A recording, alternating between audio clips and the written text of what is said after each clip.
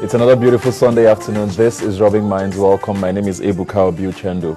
It's day 69 of the ASUU strike. University students across Nigeria are still at home. No end in sight seems to be coming up, and the government and members of the Academic Staff Union of Nigerian Universities have not reached an agreement yet. Unfortunately, like I said earlier, we don't know when this is going to end. We don't even know that an agreement is going to be reached anytime soon. And students are just at home whiling away time. And we heard recently that some students or members of students' union in some universities are threatened to attack private universities who are in session for being in session without supporting their counterparts in government-owned universities. Well, at the end of the day, the youth are the ones suffering, and Nigeria is going to be the worst for it, as we know, and we hope the federal government finds a resolution to this as soon as possible. In the week that was, as usual, Boko Haram is still in the news, and on Thursday we woke up to the news that 20 people were killed again in a town called Gajiran in Borno State. We don't know, as usual, who they are. We don't have faces, we don't have names, we just know numbers.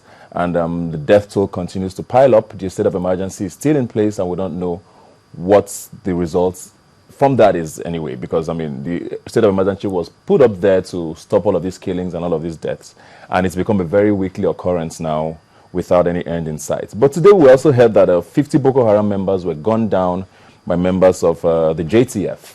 We don't know how they were confirmed as members or where they were, but we did get the report that 50 were killed, and it looks like the army might be making some progress in that regard. But as it is, basically, people are dying continuously in Borno State and states around the northeastern part of Nigeria without any end in sight to the violence. And we just hope that the federal government comes up with something more definite, something more immediate, if that's a good word, to end all of this deaths and crisis going on in northern Nigeria. Switching gears a bit now to Anambra State, which we'll be talking about a little later with a guest in the house. Governorship aspirants seem to be springing up across the place. The All Progressives Grand Alliance, who did nominate Willie Obiano as their candidate, seems to have a new faction, and it's led by Max Yoku. And they have picked their own candidate, Dr. Chike Obidibo.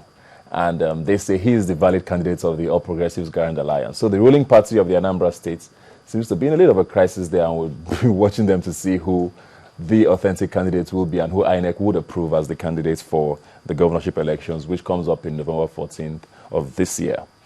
Finally, now we'll just go on quickly to what was good news yesterday. Super Eagles qualified for the playoffs of the World Cup. Hopefully they make it through to the World Cup.